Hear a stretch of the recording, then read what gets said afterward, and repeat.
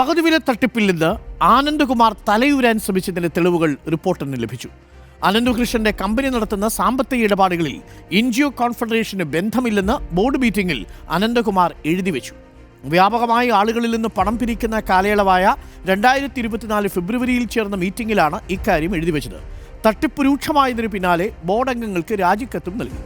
ആരോഗ്യ കാരണങ്ങളാൽ പിന്മാറുന്നു എന്ന് മാത്രമാണ് കത്തിലുണ്ടായിരുന്നത്. കത്തിന്റെ പകർപ്പ് റിപ്പോർട്ടറിന് ലഭിച്ചു. നമ്മൾ ആ കത്ത് പുറത്തുവിടുകയാണ്. TV പ്രസാദ് ചേരുന്നു. TV പ്രസാദ്, ഏറ്റവും നിർണായകമായ വിവരമാണ്. ആ കത്തിൽ പറയുന്നുണ്ട് ഡ്യൂ ടു ഹെൽത്ത് റീസൺസ് എന്നാണ്, അല്ലേ? Due to health issues I am resigning from my duties എന്നാണ് പറയുന്നത്. അതായത് ഒരു തട്ടിപ്പ് സംഘമാണിതെന്ന് തിരിച്ചറിഞ്ഞിട്ടും അനന്തകുമാർ 2 കോടി രൂപ പ്രതിമാസം 10 ലക്ഷം രൂപ എന്ന നിരക്കിൽ കൈപ്പറ്റിയിട്ടും ആരോഗ്യ പ്രശ്നങ്ങളാൽ പിന്മാറുന്നു എന്ന് കാണിച്ച് തടിയൂരാനുള്ള ശ്രമമാണ് നടത്തിയിരിക്കുന്നതല്ലേ TV പ്രസാദ്? ബുദ്ധിപൂർവമായൊരു നീക്കമായിരുന്നു അത്, പക്ഷെ പൊളിഞ്ഞു, അല്ലേ TV പ്രസാദ്? അത് തന്നെയാണ് അരുൺ. തടിയൂരാൻ വേണ്ടി ശ്രമിച്ചതിൻ്റെ രേഖകളാണ് നമുക്ക് കിട്ടിയിരിക്കുന്നത്. അതാണ് നമ്മൾ പ്രേക്ഷകരിലേക്ക് എത്തിക്കുകയും ചെയ്യുന്നത്.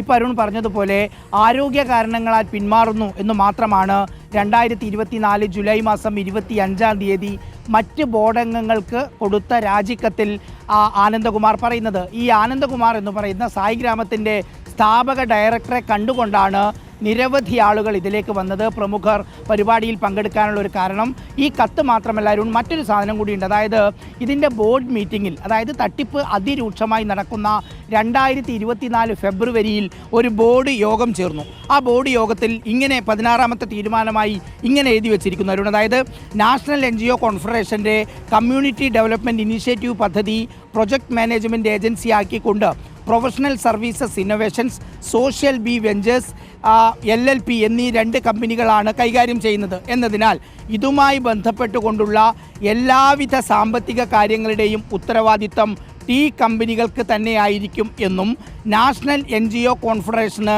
സാമ്പത്തിക കാര്യങ്ങളിൽ ഒരു ബന്ധമില്ലാത്തതാണെന്നും യോഗം തീരുമാനമെടുത്തു. അതിലൊപ്പിട്ടിരിക്കുന്നത് KN ആനന്ദകുമാറും നാഷണൽ കോർഡിനേറ്റർ ആൻഡ് സെക്രട്ടറി അനന്തകൃഷ്ണനുമാണ്. അതായത് ഈ നാഷണൽ എൻജിഒ കോൺഫെഡറേഷൻ്റെ നേതൃത്വത്തിൽ വലിയൊരു പദ്ധതി തുടങ്ങുക, ഏറ്റവും അവസാനം അത് ഗുരുതരമായ സാമ്പത്തിക പ്രതിസന്ധിയിലേക്കും തട്ടിപ്പിലേക്കും പോകുന്നു എന്നുള്ള ഘട്ടത്തിൽ ഇതുമായി ബന്ധപ്പെട്ട ഒരു സാമ്പത്തിക കാര്യങ്ങളിലും എൻജിഒ കോൺഫെഡറേഷന് ബന്ധമില്ല എന്ന് മീറ്റിങ്ങിൽ എഴുതി വെക്കുകയാണ്.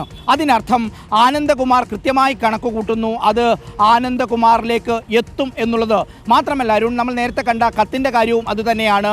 2024 ജൂലൈ 25 എന്ന് പറയുമ്പോൾ സംസ്ഥാനത്ത് ഏതാണ്ട് 30,000-ത്തിലധികം ആളുകളിൽ നിന്ന് പണം വാങ്ങി തിരിച്ചു കൊടുക്കാൻ, ഈ സാധനങ്ങൾ തിരിച്ചു കൊടുക്കാൻ പറ്റാത്തത്ര വിധം ക്രൈസിസിലേക്കാകുമ്പോഴാണ് ആനന്ദകുമാർ ഈ കത്ത് കൊടുക്കുന്നത്. സ്വാഭാവികമായി ആനന്ദകുമാറിൻ്റെ ഉദ്ദേശം സതുദ്ദേശപരമായിരുന്നുവെങ്കിൽ ആ രാജിക്കത്തിൽ ഇതൊരു തട്ടിപ്പ് പ്രസ്ഥാനമാണെന്ന് പറഞ്ഞ് രാജിവെക്കണമായിരുന്നു.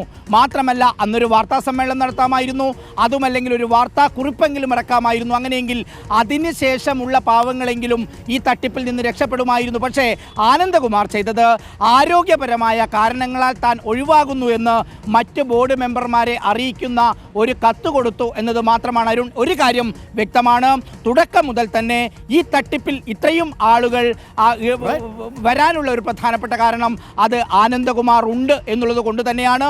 ആനന്ദകുമാർ തടിയൂരാനുള്ള നീക്കമാണ് ഈ 2 രേഖകളിലൂടെയും നമുക്ക് കാണാനും കഴിയുന്നത്.